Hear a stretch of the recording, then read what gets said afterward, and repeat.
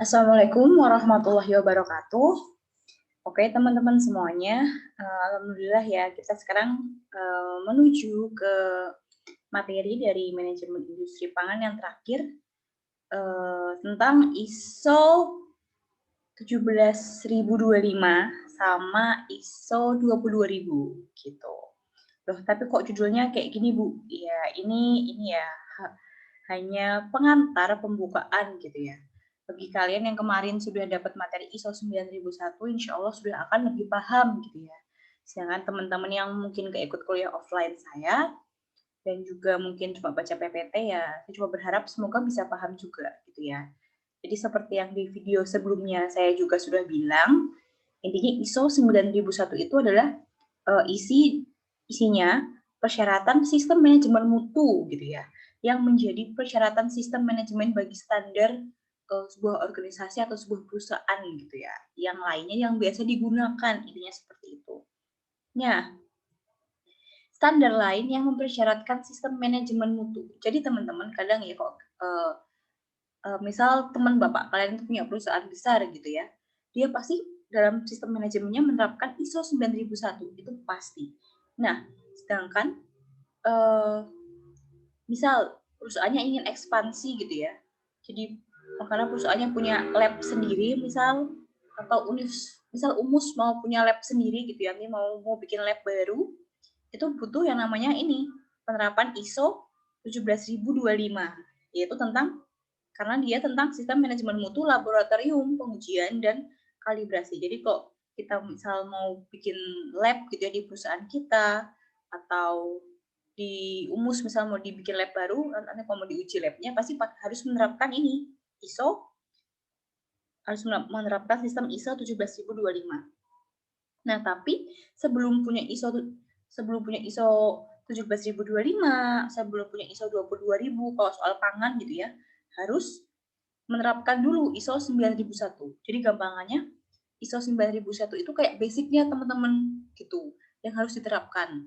Sama kayak ketika sebuah perusahaan ingin diaudit HACCP gitu ya.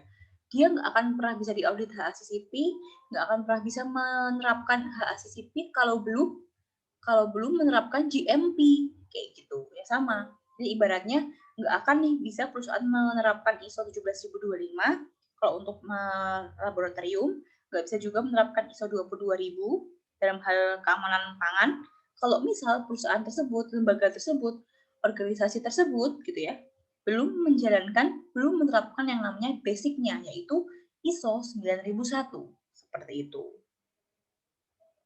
Ya, jadi kalau ISO 17025 ini tentang manajemen mutu di laboratorium pengujian dan kalibrasi. Jadi intinya isinya tuh persyaratan umum kompetensi atau syarat-syarat apa aja yang diperlukan ada di sebuah laboratorium pengujian dan laboratorium kalibrasi. Maaf ya, ini tipe.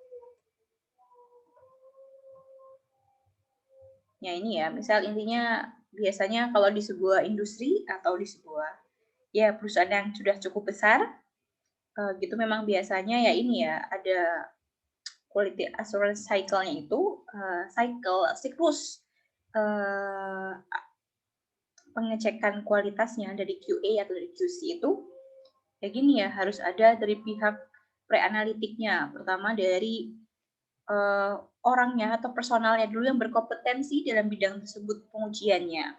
Kemudian harus ada patient atau kliennya, harus ada orang yang akan apa ya, misal kalau di lab gitu ya, misal lab untuk uji sensoris ya, berarti pertama harus punya orang atau dosen atau apa ya, karyawan yang paham di bidang uji sensoris, di bidang USEN-nya itu termasuk ini, personal competency test evaluations. Jadi harus ada orang yang berkompeten di bidang itu. Kemudian mendirikan lab USEN, nanti bakal ada labnya, ada orangnya nggak, intinya gitulah. Intinya apakah nanti ada mahasiswa yang akan melakukan pengujian usennya, ataukah ada pihak dari luar yang kira-kira akan ngujiin ke Umus gitu ya untuk dicek usennya gitu, sensorisnya. Intinya memastikan bahwa kliennya juga ada. Kemudian sampel transportnya. Jadi nantinya namanya kita pengujian itu sampelnya apakah hasil yang diuji. Ini apakah pengujian di lab kita itu memang hasilnya bagus, apakah alat-alat di lab kita itu memang bisa untuk menguji gitu ya, gampangnya gitu ya, untuk mengecek apakah memang hasil pengujian kita di lab yang kita bikin itu beneran hasilnya sesuai, apakah prosesnya benar gitu ya. Nanti akan ada sampel transportnya. Gitu. Maksudnya lembaga yang mengaudit nanti gitu ya harus perlu sampelnya gitu ya. Itu seperti itu Pak maksudnya. Ya. Nah, ini semua tadi itu tahap pre-analitiknya gitu ya. Nanti di analitiknya yaitu di quality controlnya perusahaan itu sendiri. Jadi setelah persiapan itu, persiapan kira-kira apa yang harus ada, otomatis nanti ketika sudah jalan ada yang namanya quality controlnya seperti itu.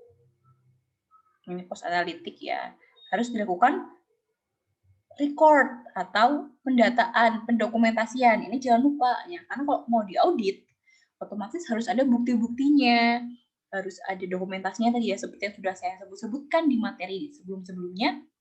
Semuanya harus direcord, harus didokumentasikan, harus ditulis, dicatat, dibikin logbook, di notulensi atau apapun itu namanya, yang bisa menjadi buktinya itu masuk ke record keeping, post analitik gitu ya.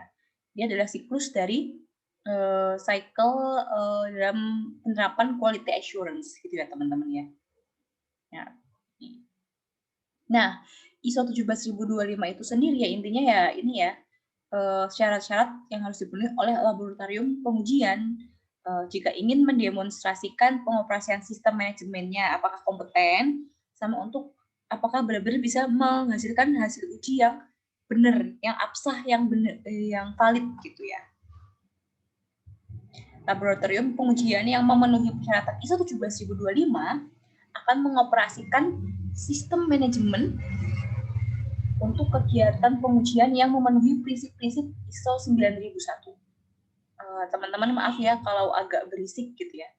Saya juga nggak tahu ini kenapa lagi banyak motor-motor berat yang lewat di depan rumah gitu ya. Jadi mohon maaf kalau agak berisik. Oke lanjut. Nah intinya kenapa sih kalau perusahaan itu atau kampus kita mau di uji labnya pakai ISO 17025 ini harus menerapkan dulu 9001 ya karena prinsip tadi itu ya PDCA yang di ISO 17025 itu pasti akan jalan, akan terwujud kalau ya memang sudah menjalankan prinsip ISO 9001. Kenapa? Ya karena memang di ISO 9001 ini juga ada hal-hal yang harus menjamin berlakunya dulu semua proses gitu ya sudah efisien melalui adanya PDCA, plan, do, action itu ya intinya gitu. Nah ini biasanya persyaratan manajemennya itu sekitar 40%.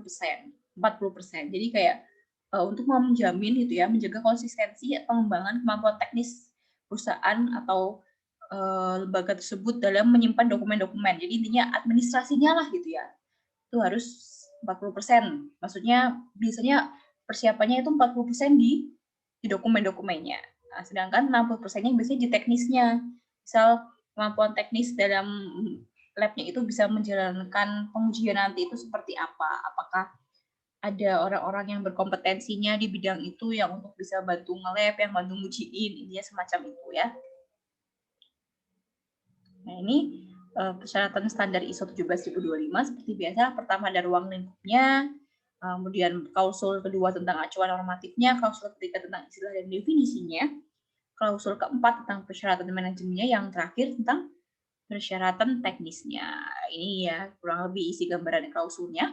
Kalau kalian ingin lebih jelas juga, mungkin bisa coba searching dan download sendiri tentang isi ISO 17025 gitu ya. Misal ingin ngerti poin-poinnya itu sebenarnya detailnya seperti apa gitu. Kalau nanti mungkin kalian gitu ya, saya kurang tahu ya kalau di kampus-kampus yang sudah besar biasanya untuk akreditasi itu sudah disiapkan tim-tim atau orang-orang yang bisa membantu untuk berjalannya akreditasi sebelum audit ya, biar aman gitu, biar oke, biar hasilnya bagus lah. Tapi kalau di kampus kayak kita gitu ya, kayak kampus UMUS atau di kampus yang swasta masih agak kecil, mungkin kadang kalau kekurangan tenaga karyawan atau staf atau dosen ya untuk menjalankan persiapan-persiapan sebelum audit, sebelum akreditasi, biasanya mungkin ya saya kurang tahu kalau di UMUS, dosen-dosen tertentu akan minta bantuan mahasiswa gitu ya untuk menjadi asisten sementara gitu ya untuk menyiapkan dokumen-dokumen tertentu gitu ya yang diperlukan untuk selama audit untuk akreditasi. Ya mungkin kalian pernah ada gitu yang dimintai atau ya ini cerita aja mungkin gitu ya. Misal nanti tiba-tiba ada yang dimintai bantuan untuk persiapan akreditasi misal ya kurang lebih ya seperti ini gitu ya. Harus memahami dulu klausul-klausulnya seperti apa, penerapannya nanti seperti apa gitu. Jadi masih sama ya. Nah ini intinya kalau dalam sebuah untuk punya lab gitu ya. Kalau lab yang jelas harus ada pertama satu SDM, kedua alat-alatnya, bahannya, infrastrukturnya dan administrasinya. Kemudian harus didokumentasikan, harus dikelola dengan baik, harus efisien, terjaga, terdokumentasi seperti itu. Nah, ini ya teknisi analis harus kompeten, harus mendapatkan supervisi atau intinya pernah di training atau memang ahli di bidangnya lah ini seperti itu. Dan bahkan ya, kalau misal sudah kompeten pun, teknisi atau analis yang bekerja di lab itu biasanya tetap harus mendapatkan training lagi secara rutin, misal setahun sekali training eksternal atau 2 tahun sekali training eksternal gitu untuk menjamin kompetennya itu terbarui gitu ya. Karena kadang kan misal ada tuh teknisi udah tua ya udah sepuh gitu ya teman-teman. Ya udah sepuh biasanya mereka berpegang teguh pada prinsip buku-buku lama gitu ya, ngelab-ngelab cara lama. Mungkin udah oke memang udah berkompetensi, udah paham banget lah ngelab-ngelab tentang bidang ini misal. Tapi nggak tahu kan, siapa tahu sekarang 2 tahun terakhir ini ada penelitian baru, jadi bisa lebih efisien ngelabnya, pakai alat ini penggunaannya seperti ini, itu udah makanya perlu ada yang namanya training rutin gitu ya, karena untuk mendapatkan wawasan-wawasan baru yang mungkin dulu-dulu belum ada, misal seperti itu. Terus teknisi harus paham metode, harus paham eksperimen, jadi harus kok bisa menguasai eksperimen-eksperimen apa saja yang kira-kira akan dilakukan di lab tersebut, seperti itu. Kemudian kompetensi teknisi pernah diuji banding dengan teknisi lain. Intinya maksudnya ya untuk memastikan gitu ya, kalau memang teknisi yang kita punya di kampus kita, di perusahaan kita, di lab kita itu memang kompeten gitu ya. Biasanya memang harus sambil dikomparasi, dibandingkan gitu, diuji banding dengan teknisi lain. Misal teknisi di kampus sebelah, teknisi di lab lain, misal kayak gitu. Dan ini alat ya, otomatis ya ini bisa dibaca sendiri ya.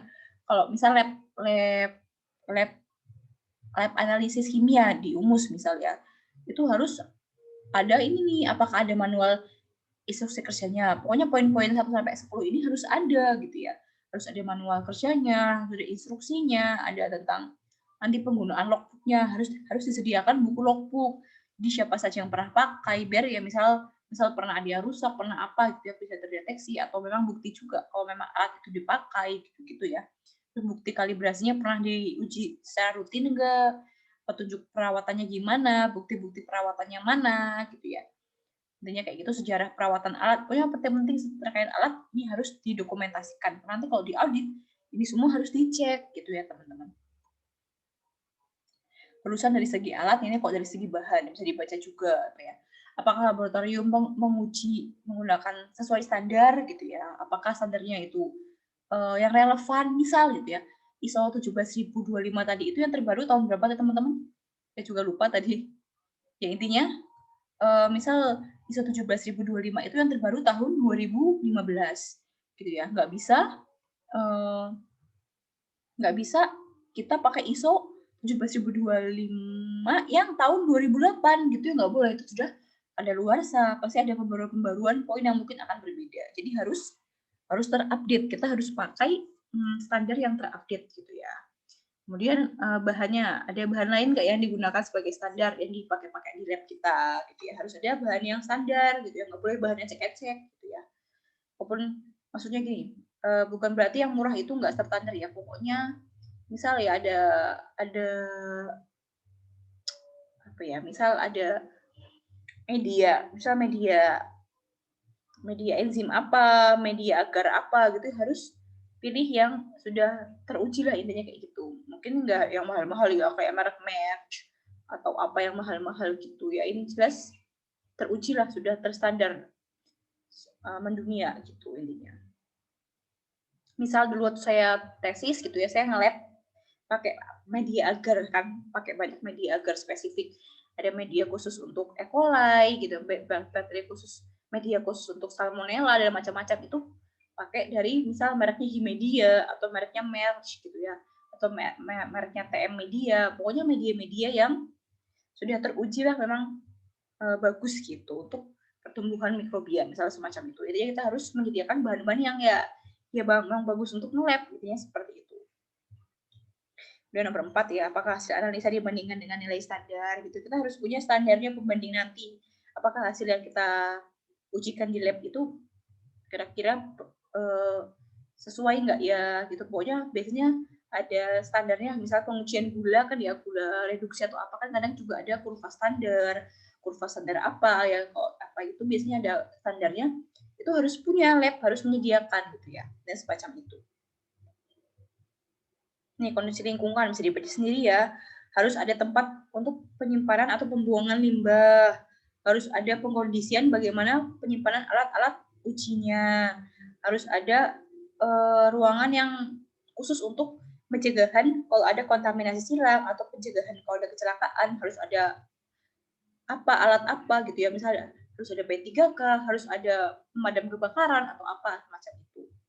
Bisa dibaca sendiri juga. Intinya memang ya syarat-syarat yang harus ada di lab itu ya dilengkapi dari segi tadi, dari segi bahan, alatnya itu sendiri, instruksinya ya, dan kondisi lingkungannya, administrasinya gitu ya, harus punya sistem layanan yang baik gitu ya. Misal kalau ada orang dari luar kampus mau ngujiin ke lab kita di UMUS misal, itu administrasinya gimana, lewat mana, kayak gitu ya. Kalau di UGM itu sudah ada ya, jadi memang tempat pengujian usennya misal atau tempat yang lainnya sebenarnya sudah semua lab itu sudah dibuka untuk umum. Yang biasanya teman-teman ya, lab-lab kampus besar itu kenapa bisa dibuka untuk umum atau kenapa orang luar kampus bisa mengujikan ke situ? Biasanya sudah teruji, alias lab-labnya pasti sudah diaudit gitu ya, dan sudah menerapkan ISO 17025 semua, sehingga sudah terakreditasi, sudah diaudit, hasilnya A misal, sehingga berani membuka layanan untuk publik. Nah, biasanya seperti itu ya. Nah, ini juga salah satu cara, 1, 2, 3, 4, 5 cara ya untuk penjaminan mutu dari hasil ujinya gitu. Jadi baca sendiri juga gitu. Nah, ini ya, siapakah pelanggan laboratorium? Ya bisa konsumen produk yang akan diuji otomatis ya, konsumen yang memasukkan produknya. Bisa juga pembeli produk untuk diperdagangkan, produsen produk, regulator. Intinya ya tadi lah, misal kampus, misal UGM ya, UGM sudah membuka lab-lab untuk usen, lab-lab untuk uji kimia, lab-lab uji mikrobia untuk umum kan, bisa siapa saja bisa melakukan gitu ya. Itu biasanya bisa jadi dari pembeli produk, misal dia pemilik UKM. Ya, jadi untuk bisa lebih go internasional misal atau untuk pengauditan, kadang pemilik UKM mengujikan hasil produknya ke UGM, misal gitu. Pokoknya produsen produk lah atau pembeli produknya juga untuk memastikan ini kira-kira nih produk yang saya beli di UKM ini aman nggak ya? Dia sendiri yang nguji gitu, karena misal nggak percaya atau mungkin karena masih levelnya UKM, kok hasilnya nggak ada, dia sebagai buyer mengujikan dulu ke lab itu bisa.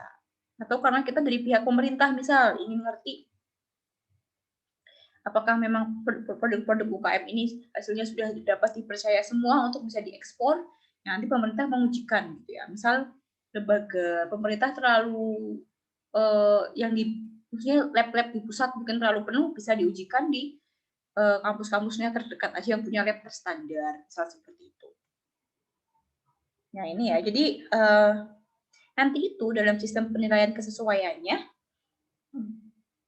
biasanya mengaudit itu ada yang paling atas itu lembaga akreditasi, namanya kalau di Indonesia itu KAN, teman-teman, Komite Akreditasi Nasional. Jadi mereka adalah lembaga atau komite yang membawahi semua lembaga-lembaga yang nanti berhak untuk bisa mengaudit. Jadi lembaga-lembaga yang akan melakukan audit itu dibawahi oleh accreditation body-nya. Kalau di Indonesia oleh KAN itu, gitu. Ya nanti, maaf, dia ada suara apa? Ya, oke, selanjutnya. Ya, nanti setelah itu pengujian nanti akan diserahkan kepada lembaga sertifikasi atau laboratorium pusat gitu ya, yang punya hak, punya kemampuan, punya auditor-auditor yang cakap gitu ya. Itu pokoknya lembaga-lembaga yang melakukan inspeksi lah gitu. Jadi perintah dilakukan oleh Kan, yang mengeluarkan juga nanti Kan, nanti yang melakukan audit dari lembaga sertifikasinya gitu ya. Nah, kemudian ini barulah muncul produk, jadilah produk atau jasa yang diaudit seperti itu.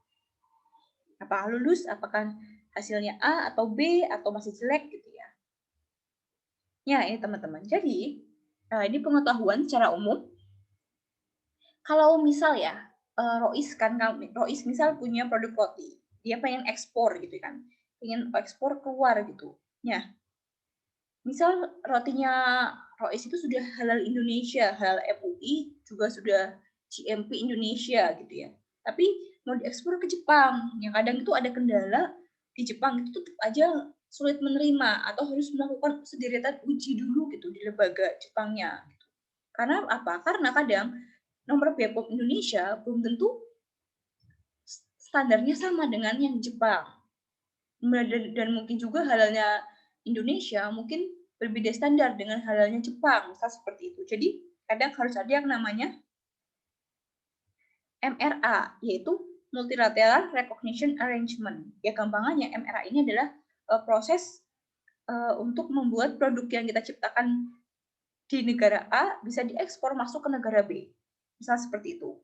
Ya, tapi teman-teman ya, dengan nanti kalau perusahaan kita atau lab kita itu sudah terakreditasi ISO. Jadi ISO ini kan lembaga organisasi internasional ya. Jadi maksudnya standarnya pun berarti sudah internasional. Nah, karena sudah internasional atau nanti ya pokoknya intinya kita meminta audit yang diterima secara internasional, misal HACCP atau FSSC 22.000 yang diterima secara internasional, itu biasanya kalau sudah sampai level pengauditan itu gitu ya, kadang kita nggak perlu lagi diaudit. Jadi misal produknya Rois tadi sudah dapat logo sertifikasi HACCP gitu ya. Terus halal MUI-nya, kalau soal halal MUI untuk untungnya halal MUI ini termasuk yang terdepan. Jadi dalam arti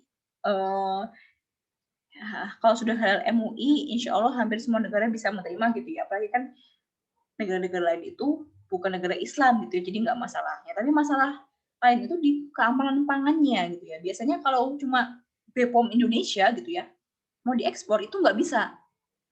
Negara lain nggak mau terima. Nanti produk kita harus diuji dulu di negara yang akan kita tuju gitu. Karena kita cuma punya nomor BPOM, karena BPOM itu cuma standar Indonesia. Ya, tapi kalau produk kita gitu ya, misalnya di produknya Rois ujikan HACCP atau ujikan FSSC 22.000 yang udah internasional tuh lingkupnya. Ya nanti kalau sudah punya logo itu gitu ya, maka Rois produknya rotinya itu tidak perlu melalui yang namanya MRA. Jadi bisa langsung ekspor masuk aja gitu ke Jepang. Kenapa? Karena sudah ada HACCP-nya yang diakui internasional yang mengujikannya ISO gitu, atau lembaga apa gitu. Sudah ada logo FSC 22.000 keamanan pangannya gitu ya. Sehingga ya itu karena itu adalah standar internasional, maka negara yang dituju atau Jepang ya dalam kasus ini misal merasa sudah percaya gitu ya. Sudah merasa percaya sehingga tidak perlu mengujikan lagi di negaranya. Gampangnya seperti itu. Jadi itu teman-teman, apa sih manfaatnya Bu? Produk kita tuh harus diuji. Yang level-level internasional kayak FFSC 22.000 atau kayak ISO 22.000 atau kayak apalah gitu Bu, ribet banget gitu misalnya. Ya itu tergantung gitu ya. Kalau kalian memang pasarnya cuma ingin selalu di Indonesia, ya mungkin pakai BPOM aja cukup. Tapi kok kalian suatu saat nanti pengen mengekspor, otomatis harus sudah punya logo-logo yang mana kalau biar lebih gampang masuknya ke negara tersebut, nggak perlu melalui proses yang namanya MRA yang mana ribet gitu ya. Kalian kalau bisa ya sudah disertifikasi ISO 9001 misal perusahaannya, kemudian nanti produknya sudah disertifikasi FFC, sudah disertifikasi ISO 9001 ISO 22.000 misalnya kayak gitu ya. Ya gitu. Itu kalau sudah punya logo-logo logo-logo atau sudah disertifikasi oleh lembaga yang diakui secara internasional, maka tidak perlu melalui MRA ini. Jadi kalau mau ekspor ya udah tinggal masuk. Gampangnya seperti itu gitu ya. Ini maaf tadi ada gangguan. Nah, oke. Oke, lanjut. ISO 22000 ya. Kalau 22000 yang terbaru ini memang masih 2005. Intinya kalau 22000 ini adalah ISO yang menjamin tentang sistem keamanan pangan gitu ya. Jadi kalau misal perusahaan kalian atau produk kalian langsung menerapkan ISO 22000, nanti biasanya otomatis karena ISO ini sudah internasional, produk kalian mau ekspor ya tinggal masuk gitu ya, nggak perlu melalui yang namanya MRA gitu. Jadi dikembangkan ya ini, dikembangkan untuk memenuhi standar keamanan pangan secara luas.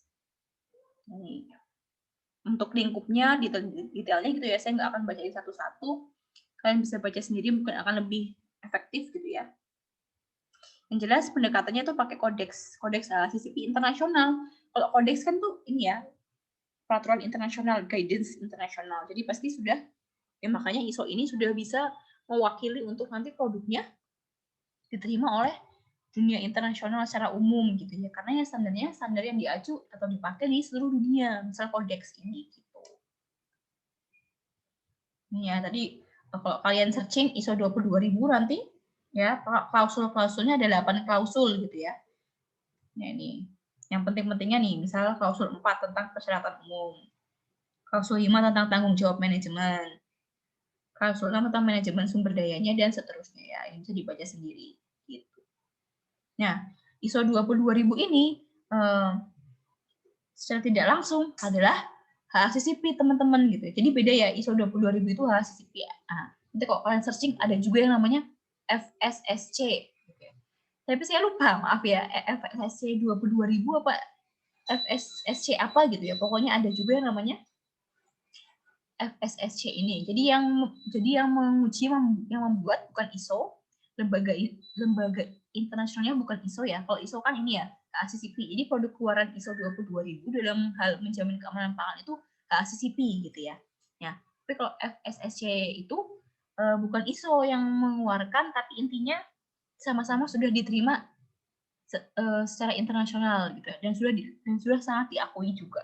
Jadi kok sudah punya HACCP, punya FSSC itu pasti gampang. Intinya seperti itu ya untuk ekspor gitu. Oke.